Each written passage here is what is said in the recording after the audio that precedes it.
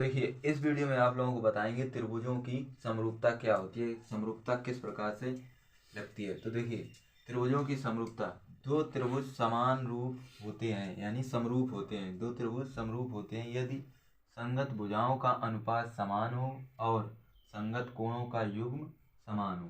ठीक, यानी संगत भुजाएं भी समान हो और संगत कोण भी समान हो, तभी दो त्रिभुज समरूप होते हैं। यहाँ पर देखिए आपके पास एक नोट पॉइंट लिखा है कि आकार भिन्न हो सकते हैं लेकिन आकृति समान नहीं होनी चाहिए। मतलब क्या है कि आकार भिन्न हो सकते हैं लेकिन आकृति समान नहीं होनी चाहिए। इसका मतलब क्या है, तो देखिए मान लीजिए जैसे आपने एक त्रिभुज बनाया और इसके समरूप आपने एक वृत्त बनाया, तो ये आकृति भिन्न हो गई। कैसी हो गई? ये जो आपकी भिन्न है आकृति, आकार, वो कैसे हो गए? भिन्न। ठीक, यानी क्या है, जैसे आपने ये बनाया वृत्त, ये आपके पास क्या है?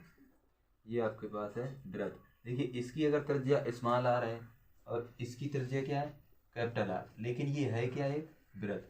तो ये समरूप है। मतलब क्या है, अगर वृत्त छोटा हो या बड़ा और एक ये वृत्त छोटा हो या बड़ा, जब दो वृत्तों से समरूपता की जाएगी तो ये समरूप होंगे। कैसे होंगे? समरूप। यानी यहाँ क्या लिखा है? आकार भिन्न हो सकते हैं, यानी ये छोटा हो सकता, बड़ा हो सकता, आकार दोनों के भिन्न हो सकते हैं लेकिन आकृति समान होनी चाहिए। अब ये नहीं आपने इधर वृत्त बनाया और इधर त्रिभुज बनाया, अब बोल दो भिन्न तो है लेकिन आकार, तो वो गलत हो जाएगा। ठीक, तो आपको यही समझना है। यहाँ पर देखिए दूसरा पॉइंट है, एक देखिए ये आपके पास छोटा त्रिभुज है और ये आपके पास बड़ा त्रिभुज है, लेकिन यहाँ पर देखिए इसकी भुजा क्या है? 2, इसकी भुजा क्या है? 4, लेकिन ये है क्या? एक ट्रायंगल, ये भी क्या है? ट्रायंगल। इस प्रकार से तीसरा पॉइंट देखिए, यहाँ पर लिखा है यदि एक त्रिभुज में दो कोण समान हो तो तीसरा कोण भी समान होना चाहिए।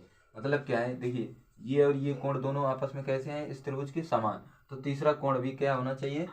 समान होना चाहिए। यानी ये भी कोण कैसा होना चाहिए? बराबर। देखिए 50 और 50, ये छोटा त्रिभुज है, ये थोड़ा बड़ा त्रिभुज है। ठीक है, इसकी भुजाएं बड़ी हैं थोड़ी, लेकिन एंगल कैसे हैं? बराबर।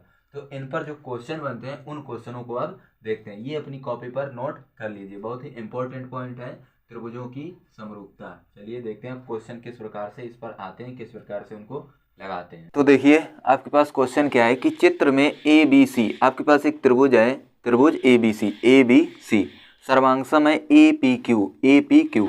यहाँ पर ये आपके पास बड़ा त्रिभुज है और ये कैसा है? छोटा त्रिभुज। ठीक है, यदि बी सी 8 सेंटीमीटर, यानी ये आपकी लंबाई कितनी है? 8। इसमें लिखते चलते हैं। बी सी आपके पास है 8 सेंटीमीटर।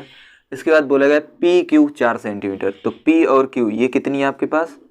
4 सेंटीमीटर। ठीक, इसके बाद बोला गया बी ए 6.5 सेंटीमीटर, यानी बी और ए ये आपके पास कितना है? 6.5 सेंटीमीटर।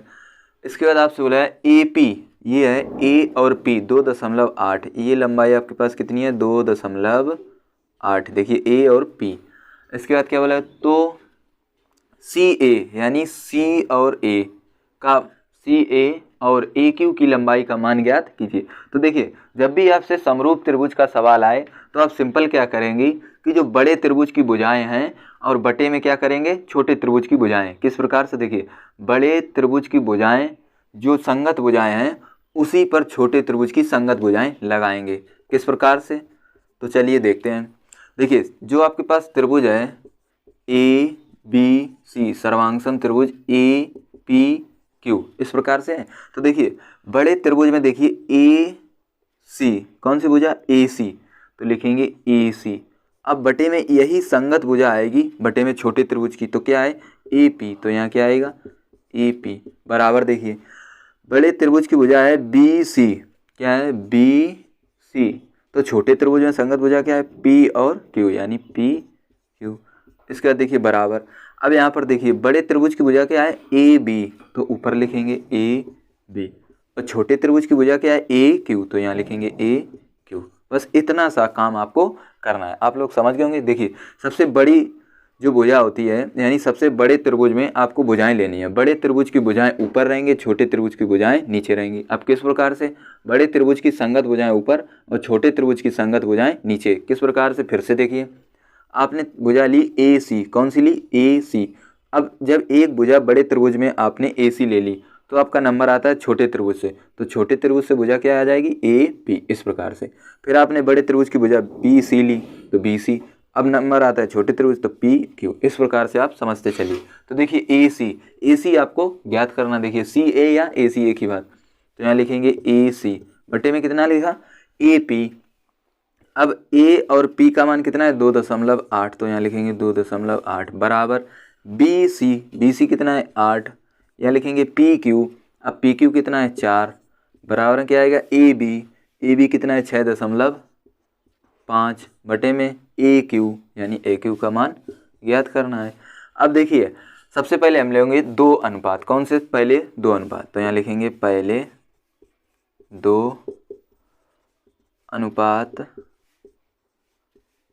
लेने पर, ठीक। तो शुरुआत वाले दो, तो कौन से ए सी बटे में 2.8 बराबर 8/4, इसको काट सकते हैं हम।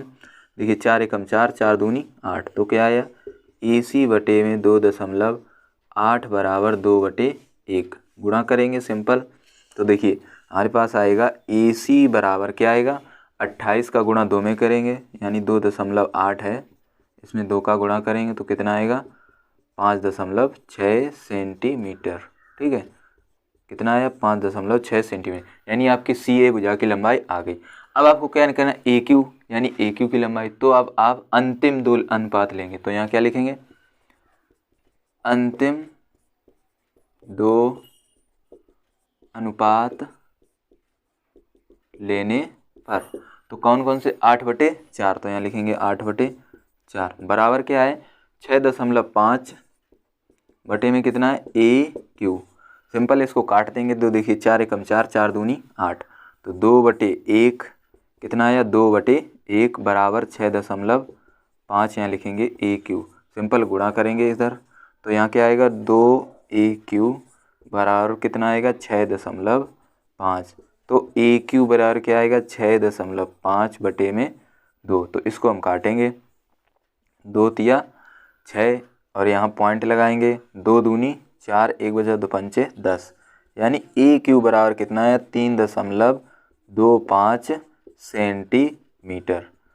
तो आप समझ गए होंगे कि समरूप त्रिभुज के क्वेश्चन किस प्रकार से बनते हैं। आप लोगों को अच्छे से समझ में आया होगा, अच्छे से आप लोग इन्हीं क्वेश्चनों की प्रैक्टिस करें।